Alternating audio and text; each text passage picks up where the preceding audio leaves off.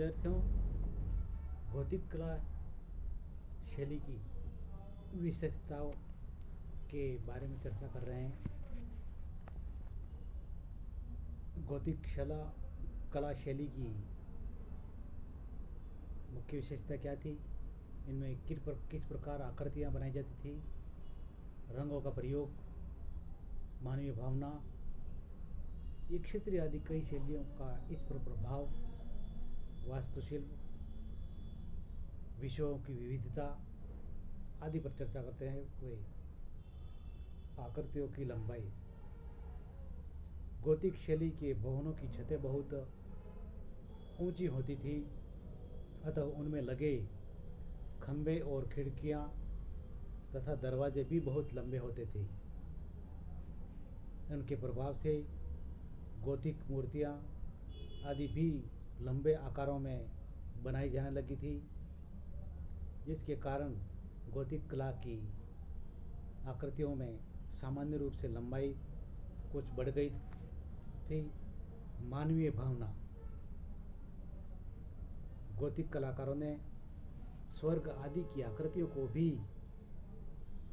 मानवीय भावना से देखा गया।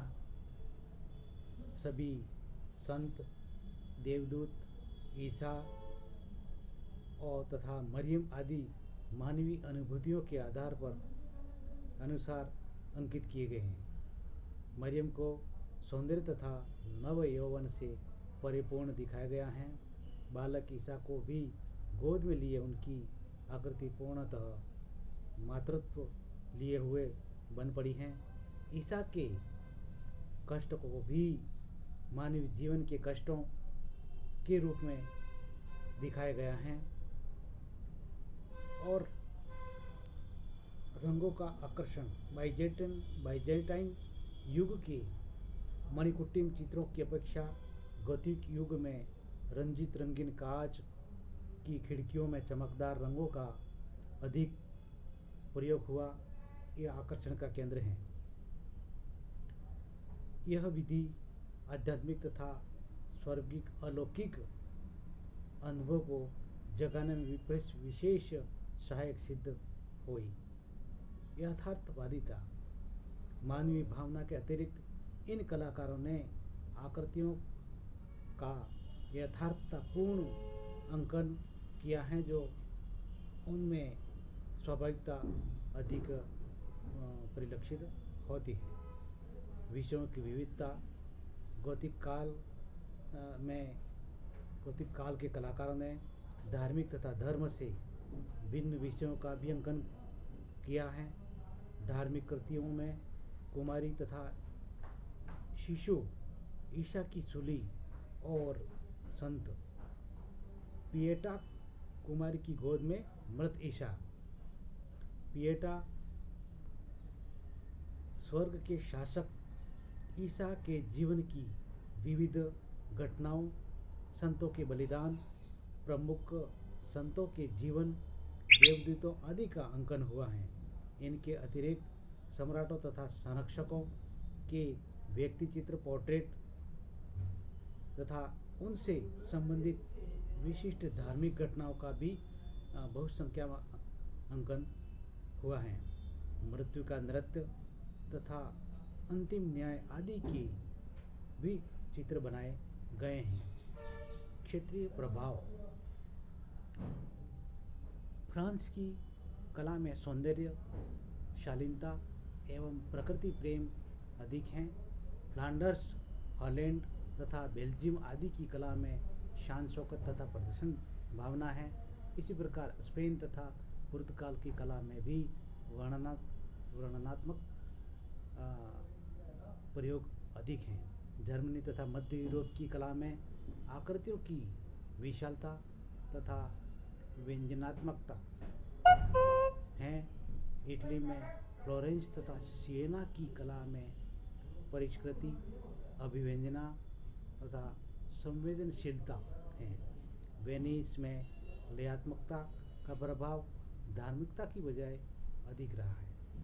अन्य देशों ने फ्रांस तथा इटली से ही प्रेरणा ली है। अन्य देशों ने फ्रांस तथा इटली से ही प्रेरणा ली है।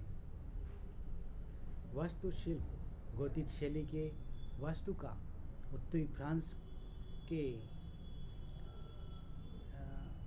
कैथेड्रलों से आरंभ हुआ। इसमें कुछ धार्मिक मठों ने भी सहयोग दिया। आरंभ में नई पद्धति के बेसिलिका उपासना ग्रह बने। इनमें परस्पर संबंधित कमानीदार पटाव का प्रयोग किया गया। दीवारों के बजाय ऊंचे ऊंचे भित्ति पक्ष बने, जिनकी छतों के भार तथा बाहर की ओर धक्के को रोकने तथा सहारा देने के लिए रक्षा पक्ष लगाए गए। इस प्रकार चर्च के भवन दीवार से घिरे होने के बजाय ऊंचे ऊंचे स्तंभों से निर्मित जैसे और बहुत खुले हुए प्रतीत होते थे। ऊपरी मंजिल में रक्षा पक्षों के बीच से मार्ग भी बना दिए गए, अतः इन्हें फ्लाइंग बट्रेस कहा जाने लगा। सहारा देने वाले सभी निर्माण लंबे करके नुकीले मेहराबों तक पहुंचा दिए गए। इस प्रकार के लाल, बैंगनी तथा हरे आदि रंग बाहर से आने वाले प्रकाश को रंगों में परावर्तित कर एक अलौकिक तथा वास्तविक वातावरण का प्रभाव उत्पन्न कर देते थे, मानो कोई चमत्कार हो गया हो। भवनों के बाहर के नुकीले पहने निकले हुए अनेक प्रकार के निर्माण भी इसी प्रकार आश्चर्यप्रद प्रभाव उत्पन्न कर देते हैं। इस तरह वास्तुशिल्प में भी इस समय अधिकाधिक कार्य हुआ और गोथिक शैली की विशेषता में वास्तुशिल्प कला ने भी चार चांद लगाए। विद्यार्थियों, गोथिक शैली की विशेषताओं में एक तक चर्चा करते हैं।